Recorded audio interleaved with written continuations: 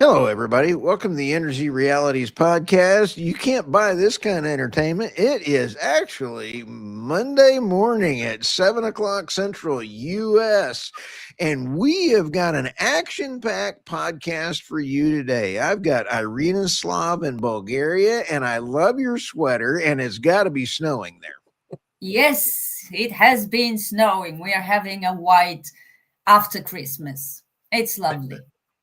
I love that. And then we have the David Blackmon, not just a David Blackmon impersonating David Blackmon. We have the David Blackmon, an original, not a clone. And he's from the great state of Texas. How are you, sir? I'm great. We had our own white after Christmas in Texas last week. Had snow and ice on the ground for 4 days, and the damn grid didn't even fail. It was wonderful. Wow. That's kind of cool. Good for ERCOT, by the way. I want to just give a shout out to ERCOT for doing a great job. Thank you. You know, it was a little bit of pre-planning on that. And when you sit back and take a look at the grid, I had Dr. Brett Bennett that I interviewed, and Texas has spent $150 billion on wind, solar, and storage. Do you know what we could have done with $150 billion? We could have had no wind and solar on the grid. Well, that would be the better outcome, of course. But oh, absolutely. And then we have Dr. Tammy Nemeth joining the stage. And I'm trying to add Tammy if it'll allow me. There we go. Hi, everybody. How are you this morning, Tammy? I'm doing okay. I have a bit of a cold, so I might not be talking so much today, which is great for you guys. Well, I am glad there's a podcast mic in between us and about an ocean, so I'm okay with that. I don't want to get sick. But today's discussion is we have got to be visiting about. Let's see. StreamYard is not doing well these days. I think it's got a cold. Natural gas. Shifting markets, challenging the bridge fuel narrative. It seems like we have got an absolute change in the global markets. When you take a look at energy security starts at home, a great podcaster has once said, but energy dominance comes through your exports. Well, the United States is doing a great job exporting things, but who's going to buy it? And when you sit back and kind of look, a pipeline in the EU is ballpark $3 US and buy natural gas. And then you take a look at bringing in LNG, it's about $18. So LNG is kind of expensive. Why don't you just buy Russian gas? I'm not sure. I'm going to go ahead and throw this natural gas discussion out. David or Irina, what are your thoughts on that? You go, David. No, Irina. Oh, well, I'm going to comment for a bit on the bridge fuel story because it really fell apart this month. What with all this unusual and absolutely unexpected cold weather gripping such big parts of Northern Europe, it's almost as if it's winter. And winter comes with cold and snow and sub-zero temperatures that require a lot of heating for people to stay alive and relatively comfortable, which in turn led to a surge in natural gas prices, both in Europe and the United States. And actually, your gas prices, Bloomberg said that they rose by 117% in the space of 5 days. Yep. This is not bridge fuel. This is vital fuel. It's not a bridge to anything because, as Stu said before we went live, how much did you say Texas had spent on wind, solar, and storage? 120 billion or 150 billion? 150 billion in 26 years. 150 billion. to have what? Gas save the day and keep people warm. That's not a place after a bridge. It's just not. And Europe has been, draining its gas storage because prices are up. And still, I understand that LNG imports into Europe have been at record highs since the start of the year. And still, they've had to dig deep into storage because they can't cope. What happens to all the solar and wind? It's not working because of the weather. So I think we can kind of, discard the whole bridge fuel story because it's just another lie. There is no bridge.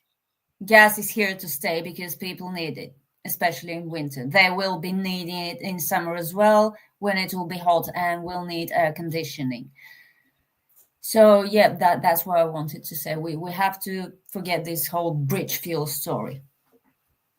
From a industrial standpoint, when we sit back and take a look at the deindustrialization going on with net zero and the policies around it, natural gas is needed for steel. Coal is needed because we need coking coal for steel. We need natural gas for industrial. We need natural gas for fertilizer. And when you look at the heat and the molecules needed for industrialization, I don't understand how the EU, the UK, Canada, or Democrat-run states are going to survive in the industrial world without natural gas. Tammy, what are your thoughts? Yeah, I mean, I agree with Irina that it's not really a bridge. It's just a fuel. And you need that fuel, like you pointed out, Stu, for all of these different elements that make our modern industrial society work and function. And by trying to say that wind and solar and batteries can make up the difference and fill everything out is just, as we've talked about a lot, just not really practical or realistic. That being said, it's like the EU finds itself in this conundrum because it doesn't have a lot of indigenous resources, natural gas or oil or whatever, unless it's offshore. And even then, they want to purchase it from Norway. The Netherlands had shut down its fields. I don't know what the progress is for, I think they were supposed to be reopening some of their natural gas fields, but I don't know because there was the court case that said they had to shut them down because of earthquakes or whatever. So what that means for the future is they're dependent on these resources that other people have. And so I think maybe what will happen is nuclear. But then you see Germany where they get absolutely rabid about the potential for nuclear to have a meltdown or be used for nuclear weapons. Although the Scandinavian countries last week, which I thought was hilarious, where they said, now's the time when we need nuclear weapons. Yes. It's like Sweden has been the most anti-nuclear country throughout the 70s and 80s. And now suddenly we need nuclear weapons to intimidate America. Like, I don't know. It was just the most bizarre thing. But this is what happens. Russia. It's all about Russia for the Nordics. Somehow they think Russia is going to target. But sorry for interrupting you, but Germany's Merz is talking about nuclear weapons as well. Just this week. Yeah. I know. It's insane. It's I remember being at a conference where the environmentalists, the anti-nuclear people disrupted the event, and they were just so crazy and, shouting and not letting people talk. And this would be devastation. It just takes one accident and everything's destroyed. And they just would not stop. And so when that kind of attitude affects the policymakers who are afraid, and they've been intimidated by the activists from whether it's the green movement, the anti-nuclear, whatever, when they feel intimidated, then this is where we get bad policy. And at some point they have to just suck it up and do what's right for the economy and society if they want to have a modern industrial technological society. If they want people to go back to being hunter-gatherers, well, then just say it. Because otherwise, this is the situation we're in where the policies don't make any sense, and now they're scrambling to try to figure out how to keep the heat and lights on. Exactly. So, during our big freeze event last week in Texas, I was online on X a lot and getting all kinds of comments from idiots who don't know anything about energy. And one guy posted and said, well, if you just build 10 gigawatts of solar, you shut down all the natural gas plants in Texas. Oh, please. Well, hell, we've built 60 gigawatts of capacity of solar in Texas in just the last 6 or 7 years. And solar contributed what during the big freeze event? Pretty much nothing that mattered. It came up and contributed for pretty significantly for a few hours the third day and the fourth day. Otherwise, it was zero or near zero. The storage was often draining the grid because it was getting charged and contributed almost nothing to anything. The workhorse on the Texas power grid was natural gas. There were times during the depths of the freeze event when natural gas was supplying over 70% of all actual generation on the Texas grid. That's what kept people safe and warm during the big freeze event. Not solar, not wind. Wind did pretty good when conditions got ideal on the second and third day. And contributed. When conditions were ideal. Well, the wind was blowing, and they didn't exactly all the freezing rain that froze the turbines up in 2021, right? So wind kept blowing. Wind would generate as long as the wind was blowing, right, in West Texas. But that, of course, is you don't know when that's going to happen and when it's not going to happen. We were just so fortunate to have all that natural gas. The natural gas system didn't freeze up at all like it did during Winter Storm Uri, because of all the policy changes that were made after Uri by the legislature, by the PUC, by ERCOT, by the Railroad Commission to keep the gas system from freezing up.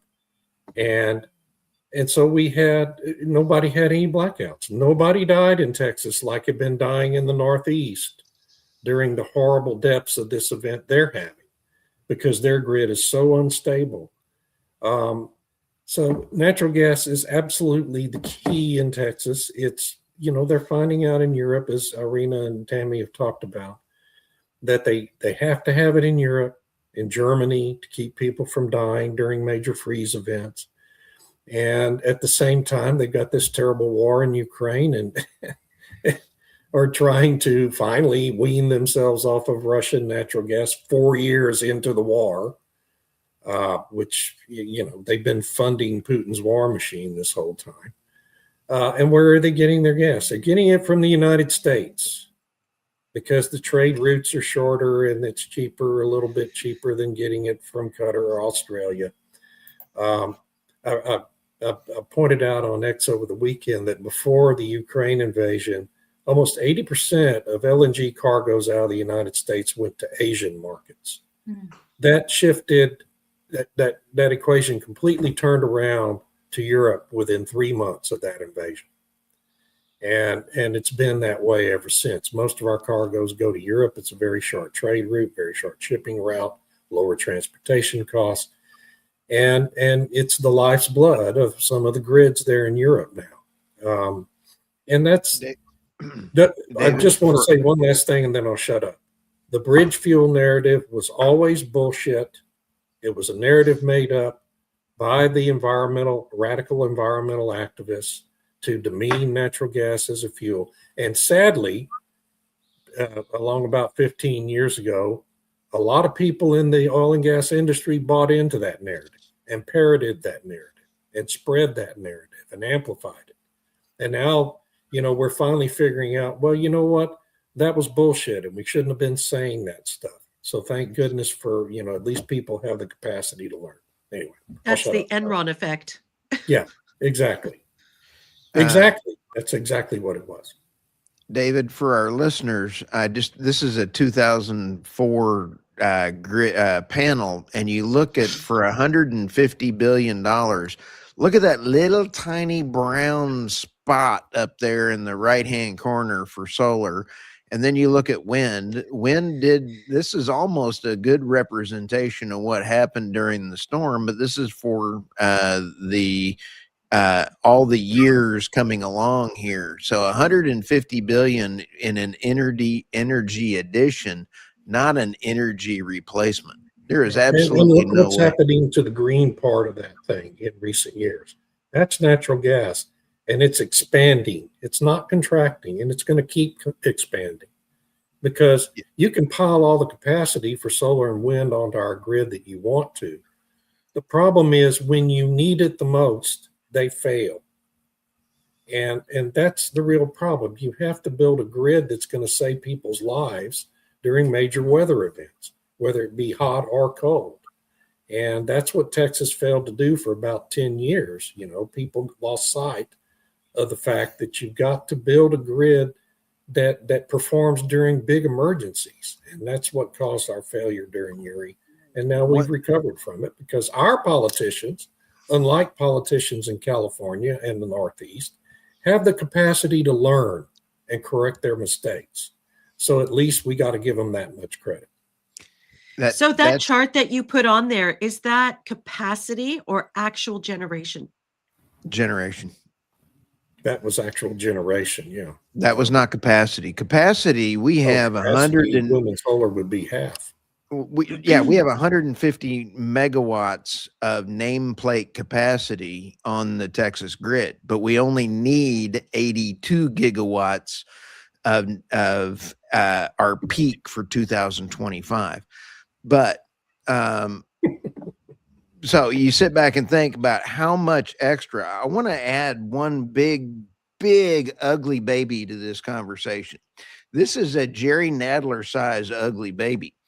As we have asynchronous and DC direct current for wind and solar, Jerry Nadler says, wait a minute, hold my beer. I'm going to put a really ugly baby on this doorstep. And that is the natural gas turbines are being asked to spin up. And then when wind and solar are then being providing it, hey, it's either windy or it's in the daylight hours. And in the UK, when there's 15 minutes of sun, yay, we get to produce. So they're producing, and then they're telling the gas turbines to shut down. What happens to gas turbines when they have to turn on and turn off? Maintenance costs go through the roof. Who's paying that maintenance cost? It's being attributed to the natural gas supplier. Yeah, I've said this before, and that is in Vietnam. My dad would sit there next to his F-4 fighter, and they would do hot swaps on the pilots because military takes turbines, and they actually only measure how many times you turn that turbine on and you turn it off, not the hours it's used, because that's how turbines break on and off. Yeah. And the amount of maintenance is in the millions of dollars that the consumers in the United States are paying for additional turbine maintenance is going all the way to the through the utilities to consumers to get wind and solar so we can feel good about ourselves. Go figure that one out. Thanks for letting me what you're signaling is the big driver of all this, of course.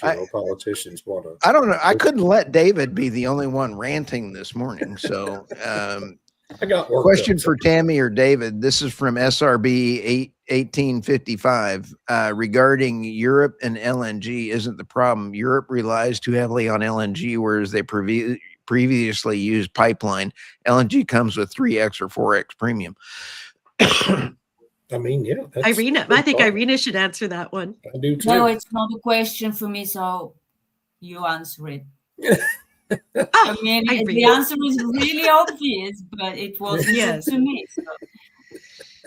Well, of course, right? Because like you guys pointed out at the beginning, it's like they were pipeline gas until the Russian invasion, and now Russia is persona non grata, where everything can't come from Russia.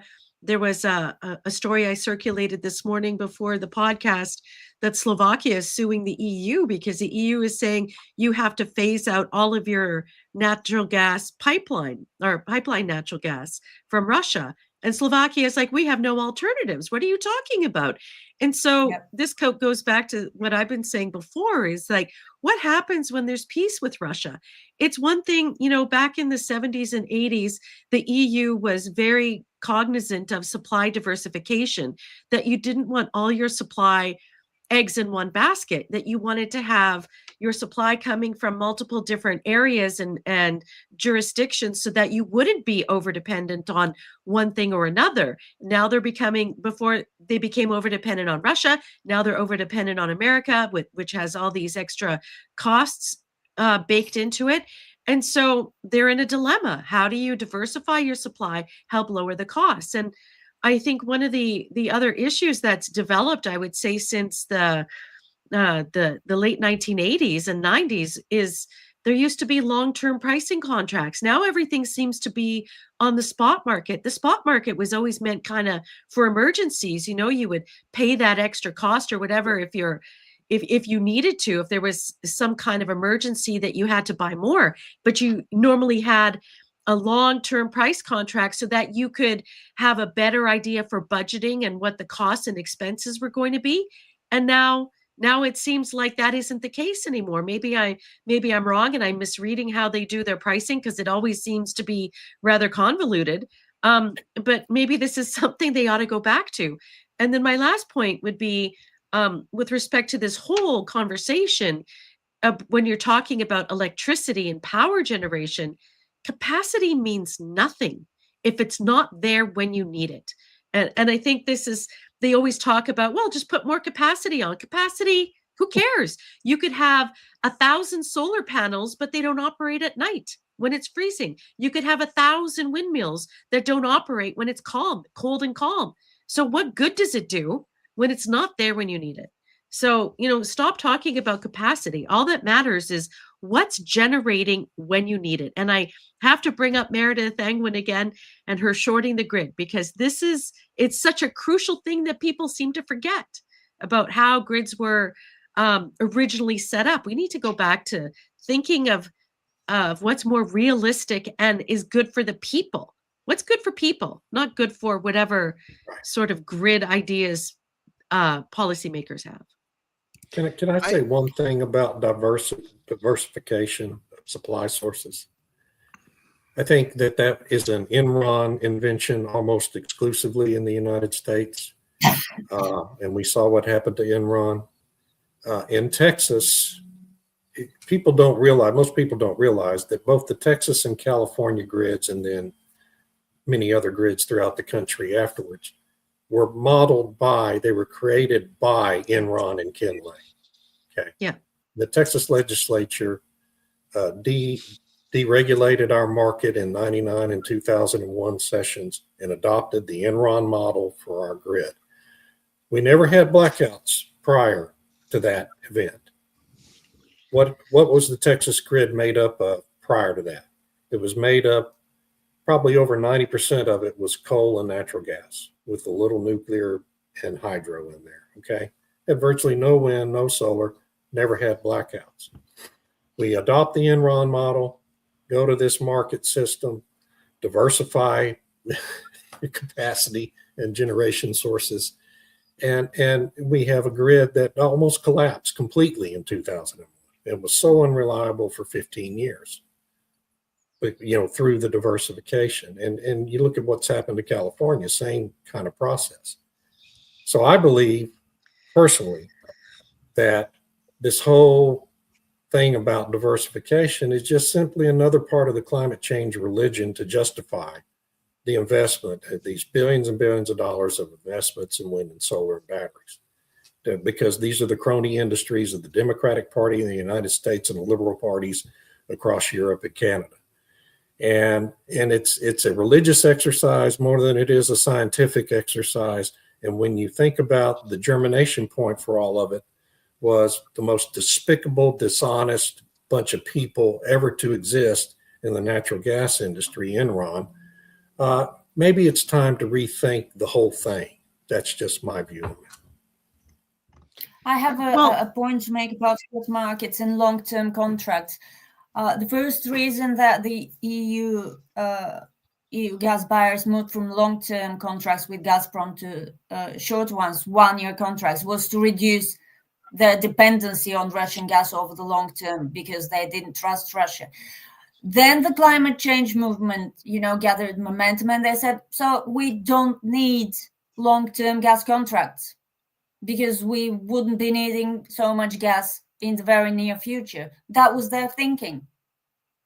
And they tried, and they did build the Trans-Adriatic pipeline from Azerbaijan, but Azerbaijan doesn't have enough gas to supply all that Europe needs, even with US LNG. So basically, Europe has once again stuck itself into a corner. And diversification will be difficult. But I hear they are signing some long-term supply deals with US LNG producers. I remember we had a commenter a few months ago who was from the gas industry, and he said that Europeans are closing long-term agreements because it makes sense. Of course, as you said, Tammy, you can budget more easily and you have supply security for a period longer than a year. And the other thing that they could do, hypothetically, if they want to buy more from Qatar, for example, which they said they do, Dan Jorgensen, the energy commissioner, said last week, they're looking to buy more LNG from Canada and from Qatar. Oh, well, suddenly Canada has a business case for LNG, but we knew that from the start. If they want to deal with Qatar, they will have to forget about that methane regulation, because you can't have all the gas you need, have it cheaply, and force your methane reduction regulation on your gas suppliers. This just won't work. I'm just waiting for them to realize this. I'm wondering how long it will take them. Well, I don't know how they're going to get the Canadian natural gas. I think some of it right now is being routed through Texas and then shipped over to Europe, because we don't have a gas pipeline for export on the East Coast. There's the West Coast one, and then there's the pipelines that go south to Texas. And I know that Tourmaline Energy had signed this agreement with the EU, but it's shipping it through Texas because we don't have the pipeline to the East Coast. Same thing with Marcellus shale gas. Yeah, they can buy from Canada LNG or LNG Canada. I keep forgetting how the name goes. But so what if it's from the West Coast? I mean, they'll pay for it. Well, how do you get it around, right? Yeah, it's diversification. Yeah, but it's like I understand that they're now like, oh my gosh, I think we're too dependent on the United States, and there's all this rhetoric about America being unreliable and using it as leverage. Well, right, because the EU never uses anything as leverage. Like the whole, you want access to our markets, give us your emissions accounting. Like, that's not using their market as leverage. Give me a break. But yeah. That's the EU. But Brian Zinchuk had some great points there about wind in Alberta and Saskatchewan, that they're being really pressured to put more wind on the grid, which just, makes no sense. Quite often, it just goes to zero when you need it the most, especially in the wintertime when it's really cold and it's still. I mean, you get the whole Dunkelflaute of like what happens in Germany, but in the prairies, it's like many days it's either really super windy where you can't use it anyway, or it's really still and calm and super cold. So, coal, and especially for Saskatchewan, coal is the way until they can get nuclear going. And in Alberta, it's natural gas. And someone here made the point about Germany and the UK still have thousands of years of coal. Yeah, they do. Yeah, they do. As we've said before, and Chris Wright has said, there's technology there that in the coal power plants now where you can scrub it, you can remove the particulates, you can reduce if emissions is what you're concerned about. There's ways that you can reduce that. So I don't know why you wouldn't use the resources that you have. Well, it isn't the. Go ahead, Stu. Sorry. I want to go ahead and say this to the Wolf Raza. I think you're probably, I don't know who you are, but if you don't think climate change is an issue by now, you're brain dead. Hope you have a great day. And I think climate change happens. It's called four seasons. And they are actually in Florida, they banned chemtrails, and we'll just leave it at that. That climate change does happen. I believe Bill Gates was also paying to block out the sun. So why don't we just get rid of all that kind of crap and let's let the earth do what it does? Bill Gates was By the paying way, for a lot of tsunamis things. are caused by underwater earthquakes, not climate. Yeah, I'm well aware of that, but No, I'm just saying he has this comment earlier that we're getting tsunamis and wild temperature fluctuations. Dogs and like, cats come living on. together in mass hysteria. Yeah, we've Yeah, never had I'm like, temperature fluctuations. That is why I said I personally have a problem not with climate change, which is a fact, we can see it.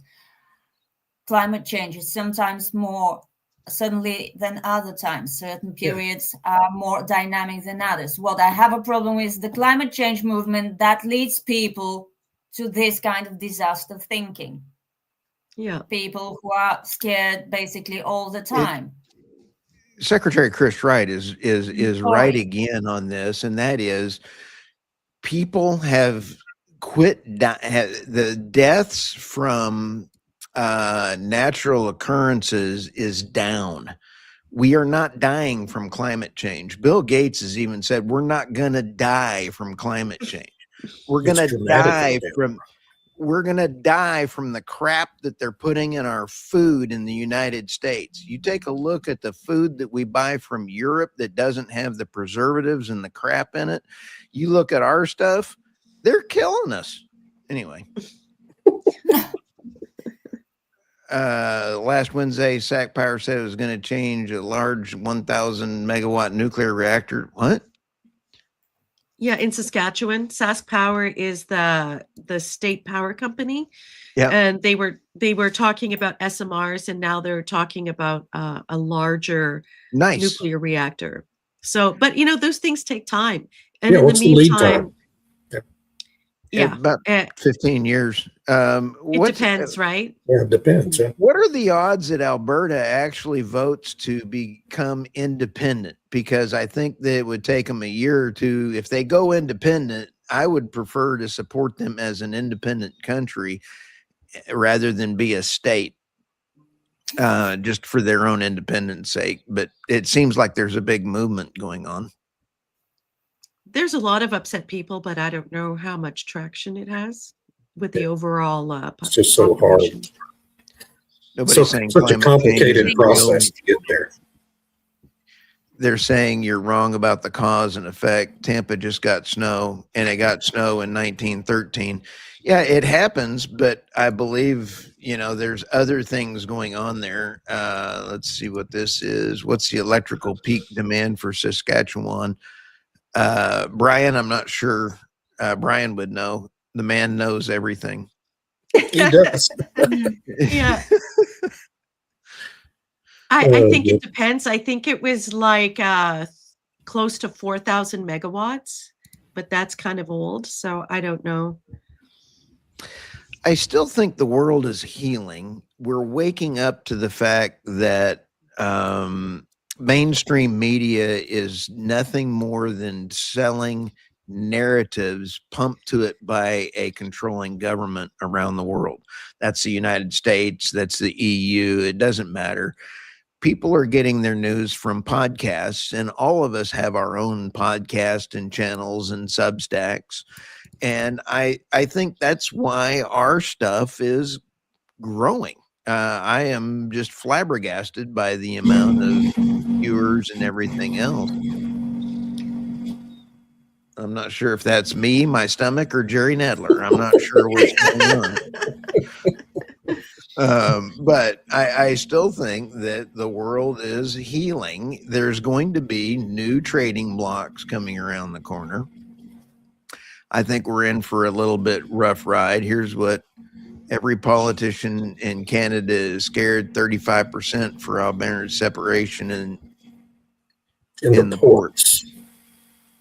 I'm not sure what that means. The port cities, port and the ports. Yeah, so like he said, yeah, I'm not quite sure. Oh, maybe he meant in the polls. I don't know.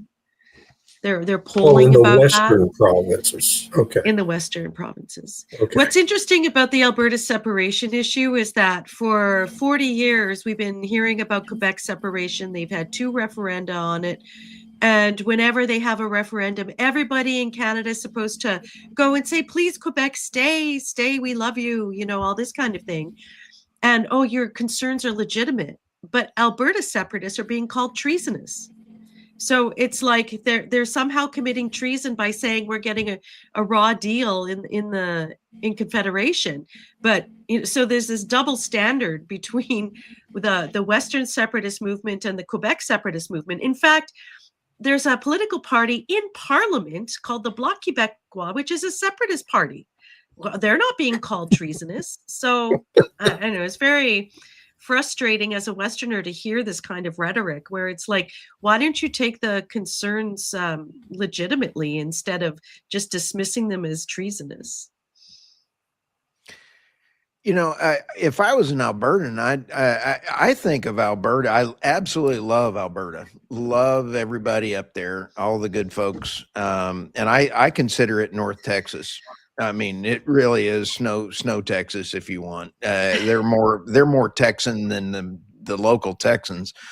I mean, good grief. We've got who's Jazzy Crockett, whatever her name is. We need Jasmine. We need to ship her to Quebec. Only 15% of the rise in temperature of the last few decades is attributable to CO2. The rest is reduction in cloud cover and contamination from the urban heat island effect. That was easy for me to say. Yeah, thanks, Rodney, for that. Rodney McInnes for that comment. He's another one that knows a lot. I love Rodney. I forgot what I was going to say now. Colds do that to me. So back to natural gas.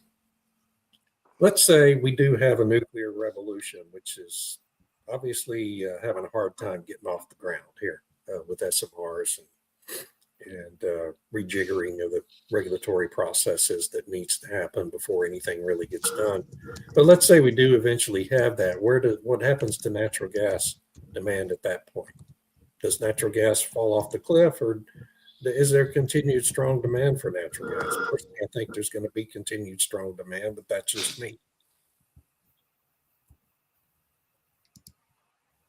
That was a bad question. Okay, so no, I think it's a great one. Go ahead. I haven't considered it.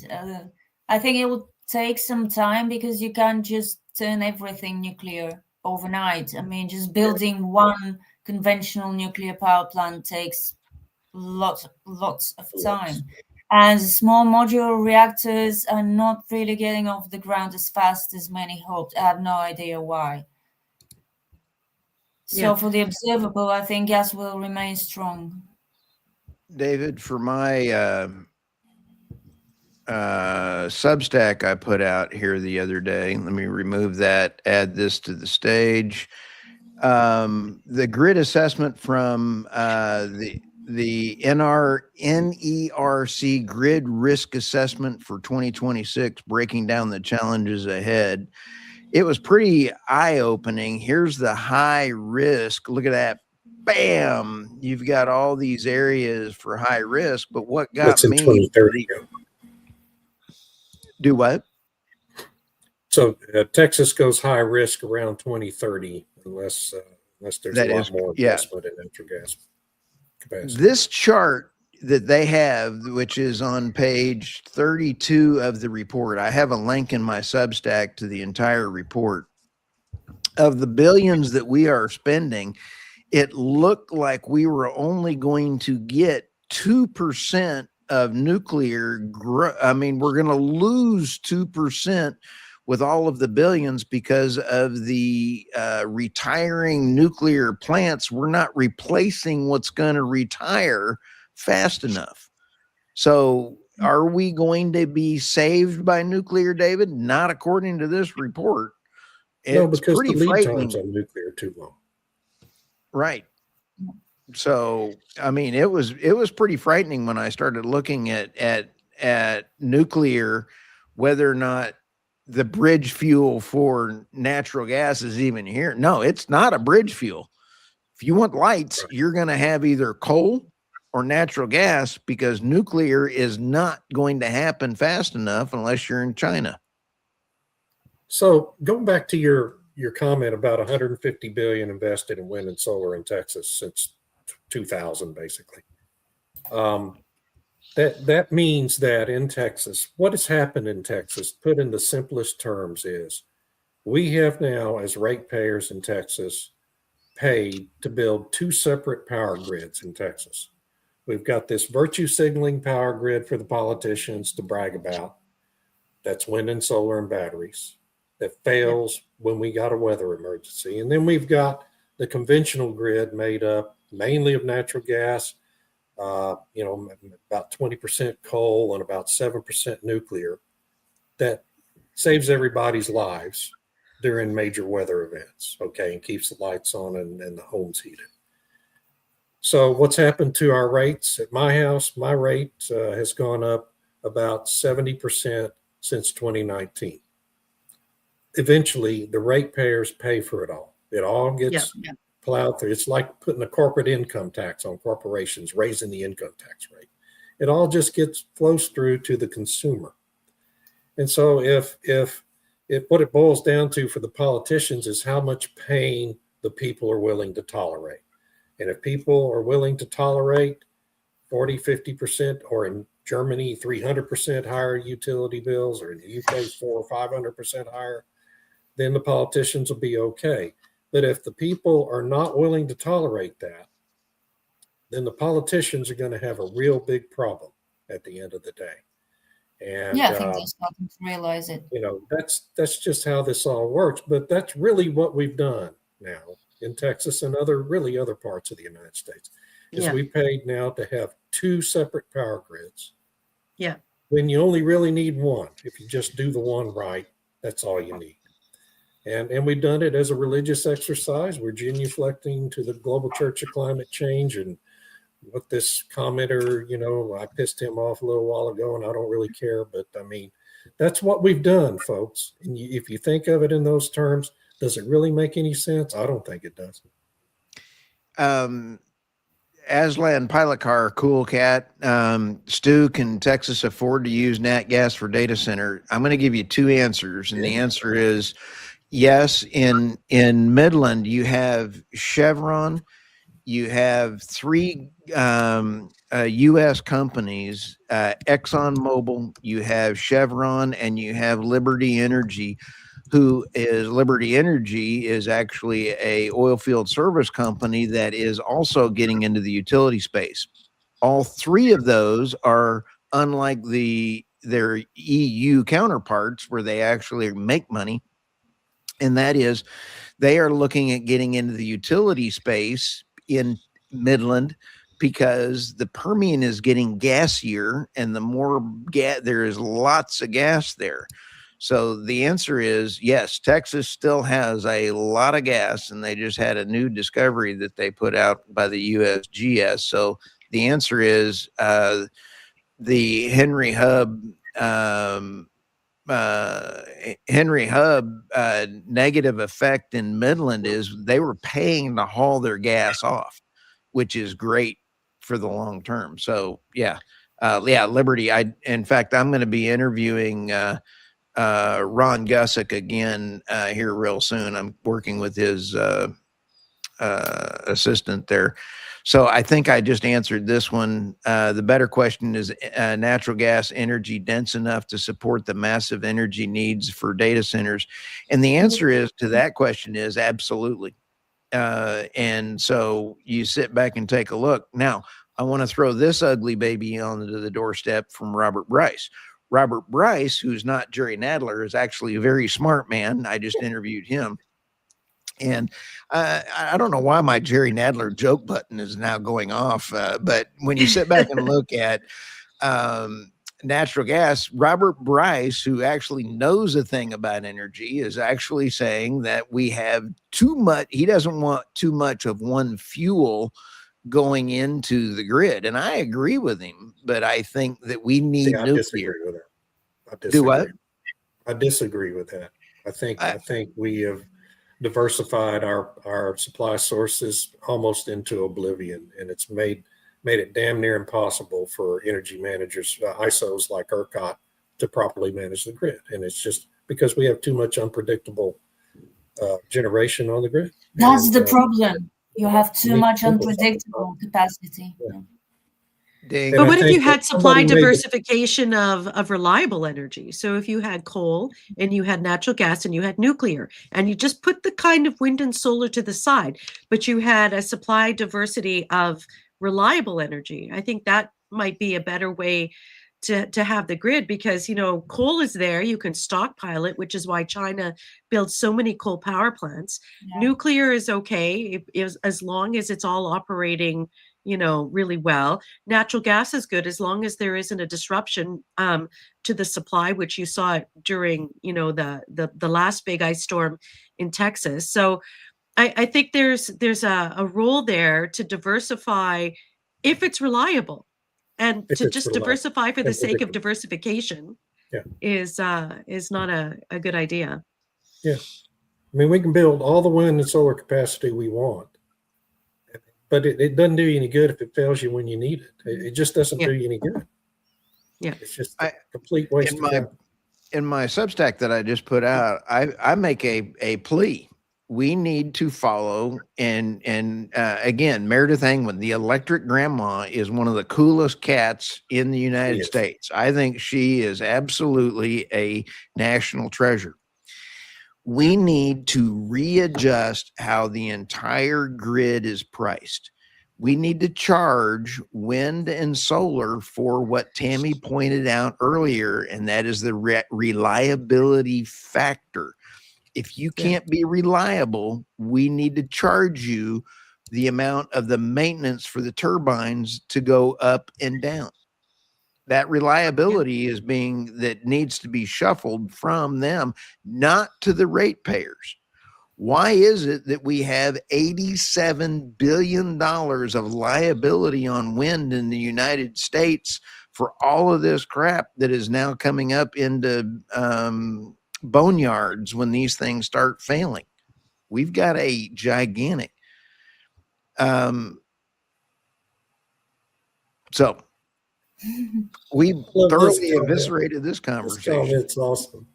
Remember, we don't have electricity problem in Europe. The Netherlands has enough windmills. Yeah. Well, and that whole new European massive offshore wind project they want to do, just crazy.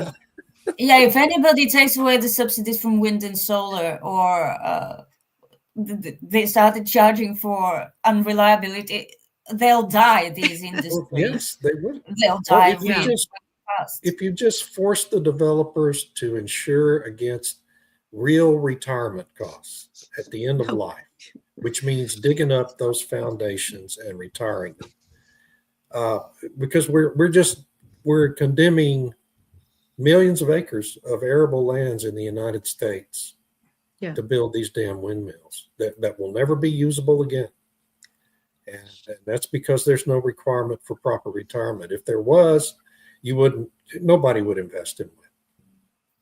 I'm not sure I love MD Bone, but I don't know what this comment is. I'm avoiding the Super Bowl because I could care less about Bad Bunny, bonehead play from the NFL.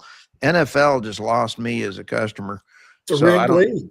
Most of the games are rigged. I think we've seen that this season conclusively. Oh no, these two.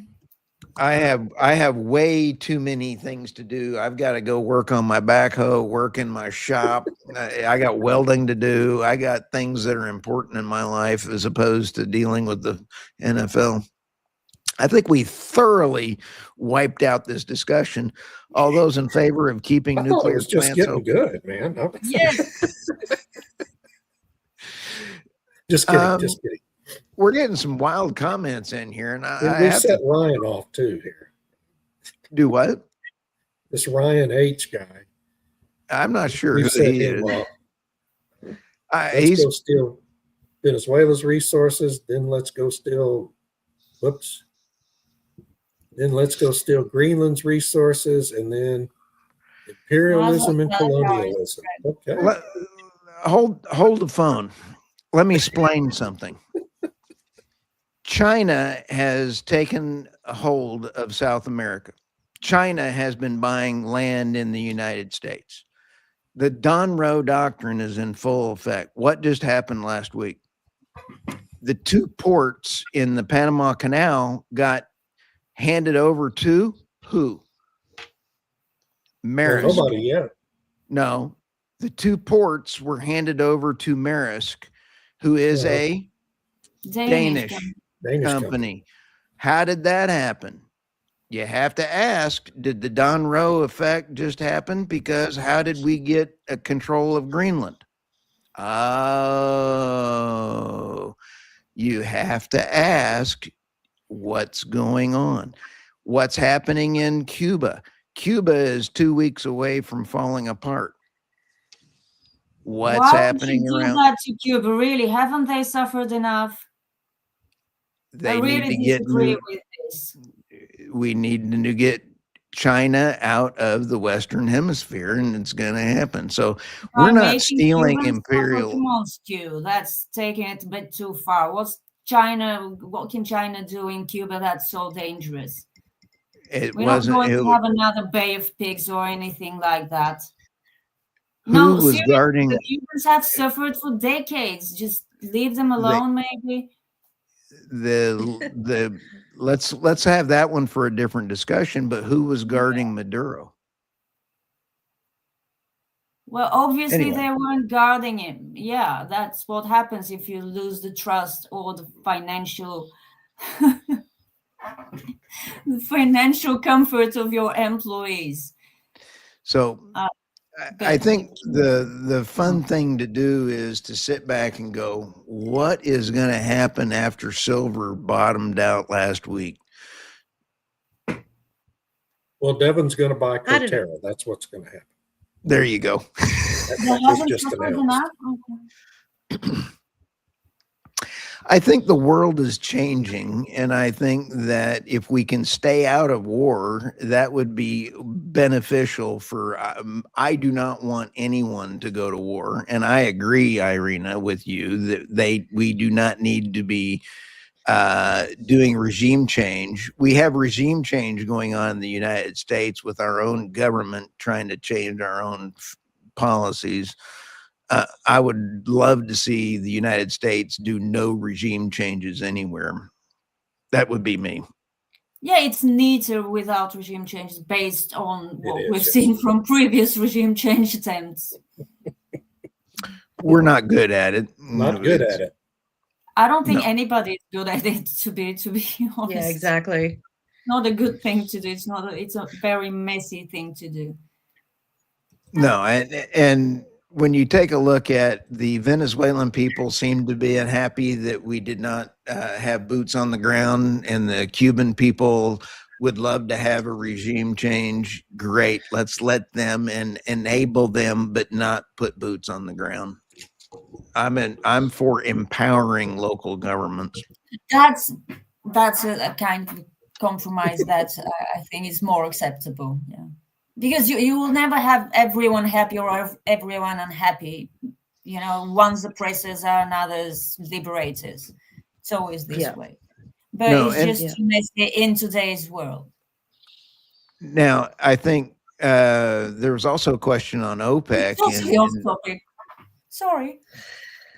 There was also a question on OPEC. We've only got a few more minutes here, but I also want to know, OPEC has a thing for changing their oil and gas pricing, or their oil pricing for OPEC in trying to get it realigned to more production and demand. And that's what Saudi Arabia's leadership is trying to do for 2027. And I think that we're going to see natural gas and oil go along to a new pricing mechanisms. Stu Turley, do you support war crimes? No, I do not. You do not understand what I'm saying. It's clear, Ryan. Have a great day. So when you sit back and take a look, go get your own podcast, Ryan. Yeah, have get your own day. podcast. I would like to see peace around the world and let everybody do their own thing. But it would be Don't nice. feed the trolls, Stu. Don't feed the troll. I didn't show his screen name there. So it's always fun to have a troll or two, though. Oh yeah, it helps the algorithms.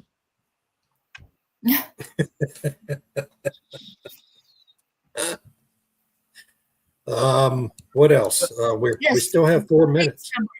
Great summary and getting us back on topic. That gas and nuclear are clear winners going forward. Yeah. Well, I just want to tie it back to one thing that you said about the natural gas, and if that sort of projection of power comes from the being able to export and whatnot, and if the EU diversifies and isn't taking as much American natural gas, then somehow that will diminish American power, or what are you going to do with all this gas? And I think that the United States actually has a lot of capacity to use its own natural gas, and it doesn't necessarily have to crash the American natural gas market or production ability by reducing its exports to the EU if the EU goes another way. But there's always space to use natural gas, not just for power. There's lots of other uses for it. The same thing with oil. There's lots of other uses for it that people forget about. Yes, exactly. So fertilizers especially. I just discovered something fun, guys, and I apologize. I will. Ryan H was banned for their comments, and he was removed. I just realized that that's an option on StreamYard. It is an option. Yes. Please don't start banning everyone who disagrees with us. Please. No, I won't. You have a really bad reputation. If he calls me out by name, I have a right to ban him. So bye bye. So one last thing. Someone made the point that the big winners, major takeaways, gas and nuclear, are clear winners going forward. One other clear winner in the United States during this big freeze event was the coal industry. And Chris Wright's efforts over the past year to delay or cancel the retirements of dozens of coal plants that were scheduled to be retired. Had that not happened, there would have been a lot of blackouts. Not in Texas, but in MISO and in the Northeast during this major freeze event that did not happen thanks to those efforts. And I think it really highlights the need for the United States to retain what is left of our coal fleet and consider permitting new coal plants in places, because there's a lot of parts of the country where you don't have the natural gas infrastructure to provide baseload. So I think you need to really consider permitting new coal plants in certain parts of the country. And I still expect that to happen soon. That's just me. Yeah, especially if they use the new technology that reduces the particulates and emissions. Exactly. Yeah, I mean, it's got to be modern, a lot of scrubbers on it, get rid of the particulates and do it right. But I'm just saying, you've got to have base load. I think the one thing that really comes out of this is you've got to have that base load when the weather turns like this. And in New England, they're still burning fuel oil as base load during these weather emergencies. 39% one day came from fuel oil. Fuel oil. And Hawaii, 60%. They're right up there with Saudi Arabia burning oil. Yeah. I mean, that's for third world countries and Caribbean islands to do, okay? Not in the United States. You shouldn't still be doing that. It's the dirtiest kind of power generation. And there's no need for it. There's literally no need for it at all. So that's my story, and I'm sticking to it. I think I actually had way too much fun today, and I apologize that everybody else's. No comment for you. You have no comment. You no have comment. Sorry, that was fun. Well, I have to admit, I banned a commentator, I don't know, a couple of months ago, but he was just cussing up a storm. And I just, the profanity is the one thing that's This gonna get you is banned. Even though very I say low things like bullshit, I'm one of the hosts. I can say bullshit, but the rest of you just got to mind your manners. What the hell? Is that double standard? That's a double standard. That is a double standard. But he was using the F word and some other really horrible thing. Yeah, this is a family show. It's a family show. PG-13. This is a good one, and guys, I think coal is not as bad as it is meant out to be, especially when you use good technology. You're right. Exactly. Beautiful, clean coal, as the president likes to say. And in fact, excuse me, I could even go one further. Coal to jet fuel or gasoline and diesel works just fine. It does. Believe it or not. Yeah. Been around for a long time. Even to natural gas, coal gasification has been a thing for many, many decades. Yep. World War II. That's how Germany got their fuel. That's right. All right. Hey, David, last word for you. Well, I'm sorry I cussed so much during this episode. I'll try to do better next time. Y'all have a wonderful day. Yeah. Censors will appreciate it. Miss Irina, I hope you go do some sledding. Do you have a bobsled? Do you have a No, unfortunately. disc? We'll just enjoy the sight of the snow without there you risking limbs. Thank you for Thank the you comments. too, MD. And I'll just repeat what David said. Baseline matters. That's the only takeaway that's worth remembering. And yeah, we need a photo bomb from your cat, Tammy. I hope you get to feeling better. Yeah, thank you. The cat went around the back this time. I thought she was going to walk across the desk, but I put a bunch of books so she couldn't come over. All right. With that, this was the Energy Realities podcast. It'll be out on all channels. Have a great time. See you guys. Have a great week. Thanks, everybody. Thanks, everyone. Bye.